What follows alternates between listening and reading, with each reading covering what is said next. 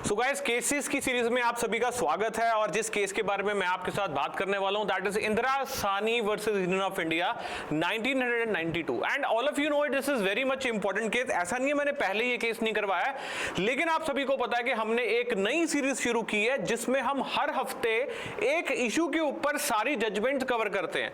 For example, पहले मैंने women right के ऊपर करवाया आपको, उससे पहले वाले वीक में मैंने एलजीबीटी कम्युनिटी के ऊपर जितने केसेस थे इंपॉर्टेंट वो सारे करवाए। आज मैं आपके साथ रिजर्वेशन से रिलेटेड सारे इंपॉर्टेंट केसेस के ऊपर डिस्कशन कर रहा हूं। कल वाली वीडियो में मैंने इक्वालिटी के रिलेटेड जितने आर्टिकल्स थे, रिजर्वेशन से रिलेटेड जितने आर्टिकल्स थे हमारे संविधान में जो आपको काम आएंगे पेपर में, वो सारे मैंने आपको करवाए हैं। ओके, अब आज हम करने वाले हैं केसेस शुरू, Indira Sahni versus union of India. बहुत इंपॉर्टेंट केस है। अब ये केस कहता क्या, देखो एक बात ध्यान रखना, जितनी भी रिजर्वेशन की डिबेट है अगर मैं आपके साथ बात करूं, इवेंचुअली वो कहां पहुंच जाती है, किसी ना किसी केस के ऊपर वो पहुंच ही जाती है। फॉर एग्जाम्पल, ये वाली रिजर्वेशन की डिबेट कहां पहुंची, Indira Sahni versus union of India पर पहुंच गई। अब इसमें इंदिरा साहनी कौन थी? देखिए, इंदिरा साहनी केस से पहले आपको मंडल केस के बारे में, मंडल कमीशन के बारे में पता होना चाहिए। मंडल कमीशन से पहले एक और कमीशन दैट इज काका कलेलकर कमीशन, उसके बारे में आपको पता होना चाहिए। प्रीलिम्स में कई बार क्वेश्चन आ जाता है कि पहला कमीशन कौन सा था जो कि जिसने स्टडी करके बताया कि कितने हमारी सोसाइटी में बैकवर्ड क्लासेस हैं या नहीं है। अब आपके दिमाग में ये भी बात आनी चाहिए कि भाई हम स्टडी करते क्यों हैं, सरकार के अपनी तरफ से स्टडी करने लग जाती है? जी नहीं, हमारे संविधान में ये दिया गया है कि हम socially and economic, socially and educationally backward classes जो हैं उनके ऊपर स्टडी कर सकते हैं और उनके ऊपर स्टडी करके हम उनको रिजर्वेशन भी प्रोवाइड कर सकते हैं। मैं आपको आगे इस चीज के बारे में बताऊंगा। ओके, सो इकोनॉमिकली वीकर सेक्शंस के ऊपर भी रिजर्वेशन दी गई, ओके, सोशली वीकर सेक्शंस के ऊपर भी रिजर्वेशन दी गई। अब ये जो सारी बातें मैं आपके साथ कर रहा हूं, ये संविधान बोलता है सरकार को कि आप सरकार ऐसा कीजिए, और सरकार ने फिर क्या किया, कमीशन बनाया। सबसे पहला कमीशन काका कलेलकर कमीशन, चलो कुछ नहीं बना कमीशन का, होता रहता है हमारे देश में। उसके बाद एक और कमीशन बनता है that is Mandal commission. Mandal commission was the most important commission जिसने बताया कि भाई approximately more than 50% of the population जो है वो क्या है, हमारी बैकवर्ड पॉपुलेशन है।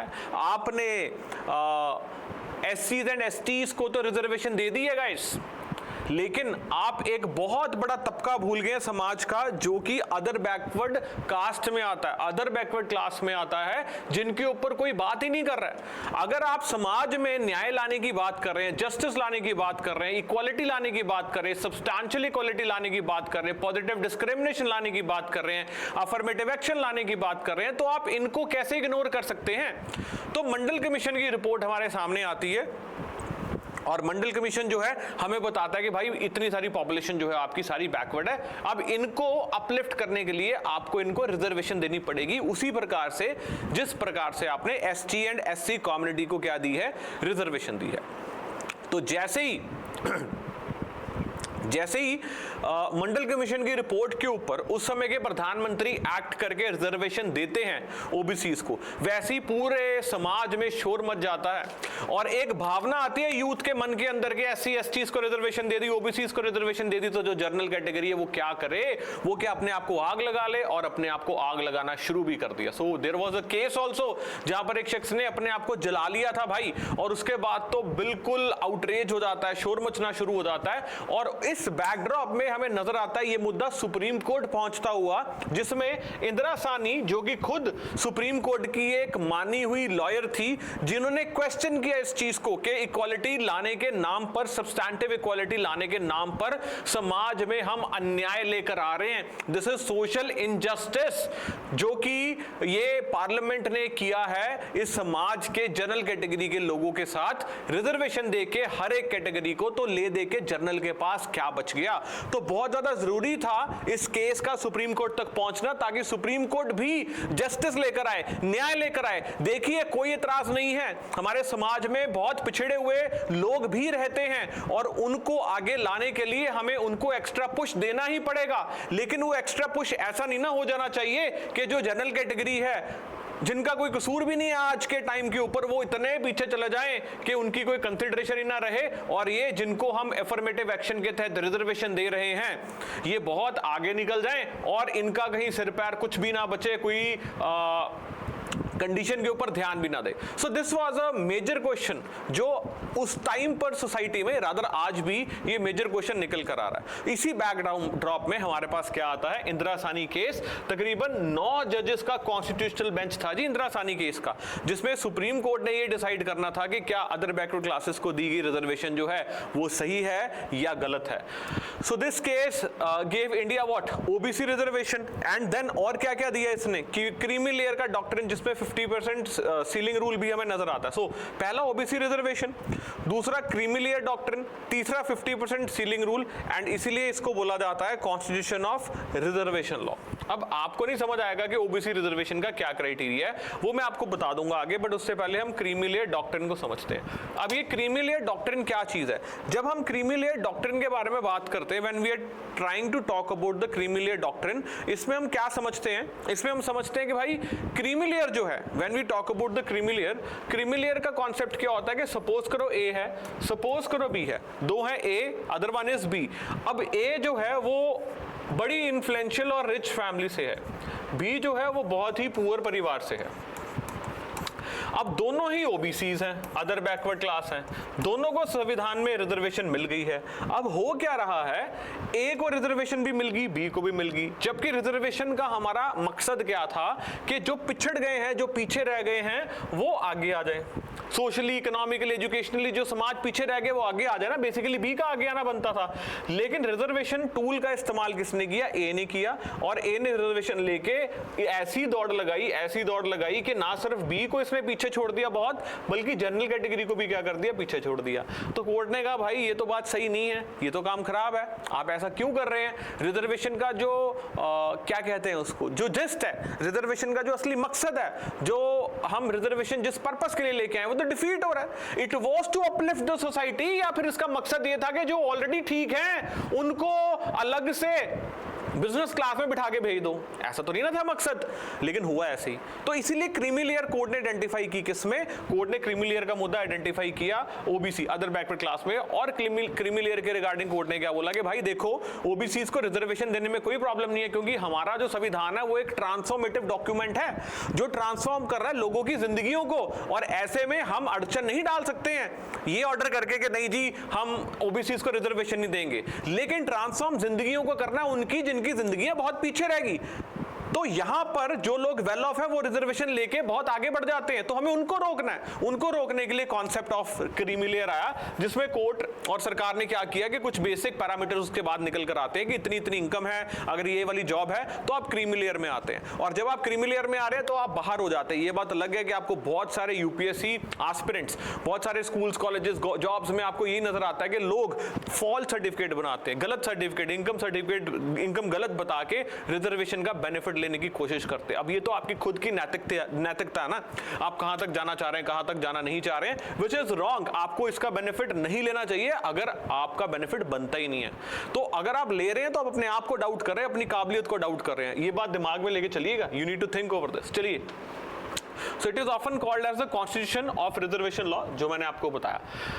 अब चलिए पीछे चलते हैं। फर्स्ट बैकवर्ड क्लास कमीशन 1953 में काका कलेलकर, जो मैंने आपको बताया, जिसकी रिपोर्ट को इंप्लीमेंट नहीं किया गया था। मकसद यही था देखने के लिए कि बैकवर्ड क्लासेस है क्या। फिर उसके बाद 79 में हमें बीपी मंडल कमीशन देखने को मिलता है। ओके, मोरारजी देसाई के टाइम की बात कर रहा हूं आपके समय, उस समय पर बहुत शोर था इस चीज को लेके विद रिस्पेक्ट टू के ओबीसी कैटेगरी को क्या करना है क्या नहीं करना है। सो इनका मकसद था आइडेंटिफाई करो socially and educationally backward classes, socially and educationally backward classes को आइडेंटिफाई करो। आइडेंटिफाई इन्होंने किया और बोला 50% से भी ज्यादा आपके सब ओबीसीज हैं, और मंडल कमीशन ने बोला 27% रिजर्वेशन दे देनी चाहिए ओबीसीज को। जब 27% रिजर्वेशन ओबीसीज को दे देगी, ये मैटर लटकता रहा। अब इतनी जल्दी तो इसको इंप्लीमेंट नहीं किया गया। फिर 1990 का डिसीजन मैं आपको बताता हूं।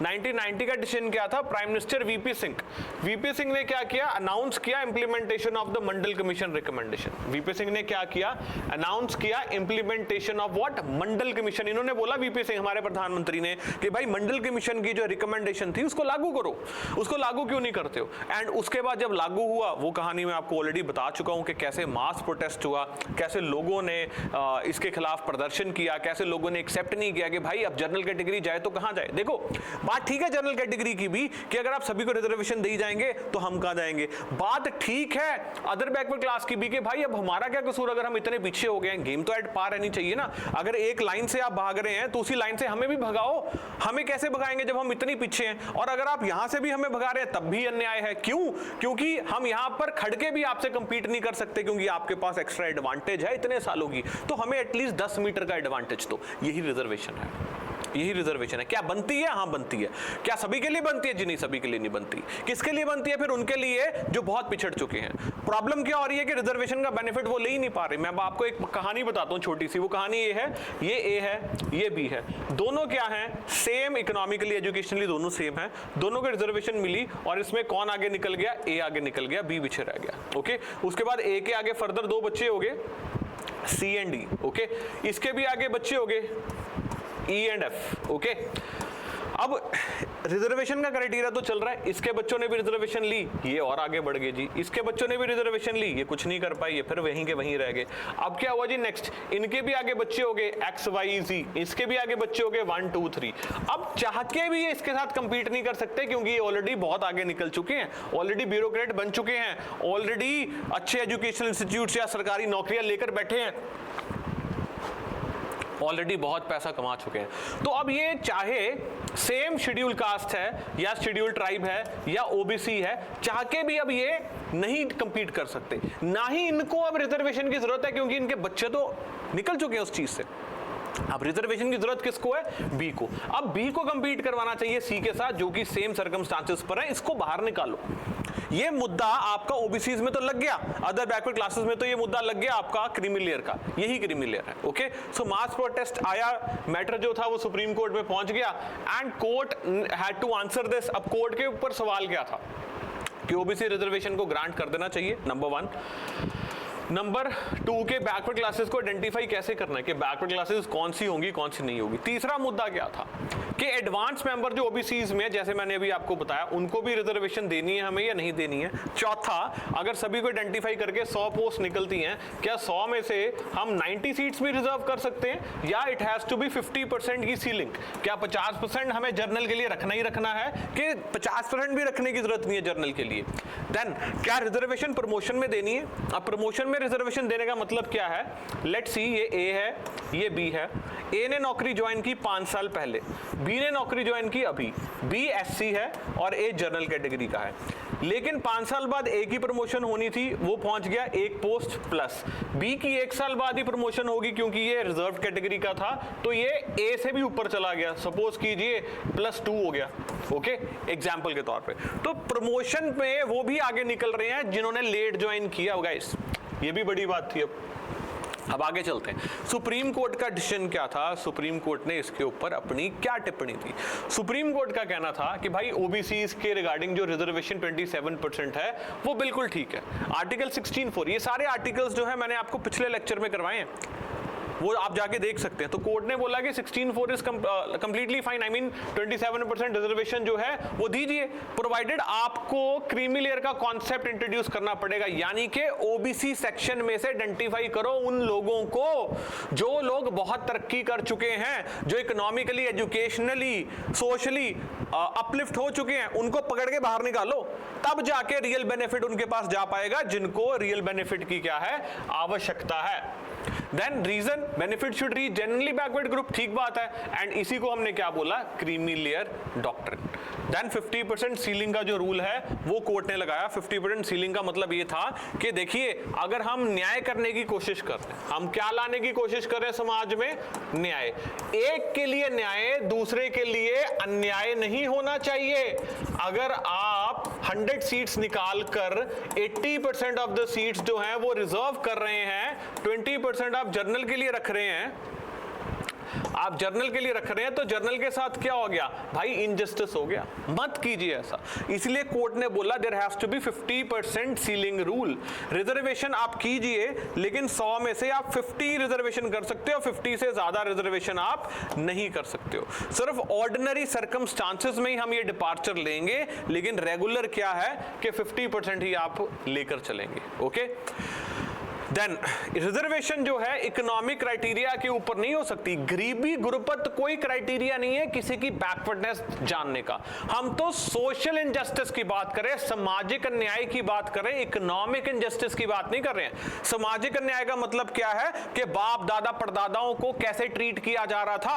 आपको क्या घर के अंदर एंट्रियां नहीं, मंदिर के अंदर एंट्रियां नहीं, आपके शमशान घाट अलग होते थे, आपके चाय के प्याले अलग होते थे, जहां से आप चलते थे पीछे आपके झाड़ू बांध दिया जाता था, आप साफ करते हुए जाइए, आप इतने प्योर है, वो बात अलग है। जब मर्दों के सेक्सुअल असॉल्ट की बात आती है तब ये डिस्क्रिमिनेट नहीं करते हैं, तब इनको इंप्योर नहीं लगती है दलित समाज की लड़कियां। लेकिन अदरवाइज ये सारी डिस्क्रिमिनेशन की जाती है किसके द्वारा, जनरल कैटेगरी के द्वारा, या अदरवाइज मैं जनरल कैटेगरी को भी डिमीन नहीं कर रहा हूं, मैं सिर्फ बता रहा हूं कि समाज में हमें क्या क्या चीजें नजर आती हैं। Okay, anyways, So social backwardness remains what? The primary factor. Primary factor social backwardness है।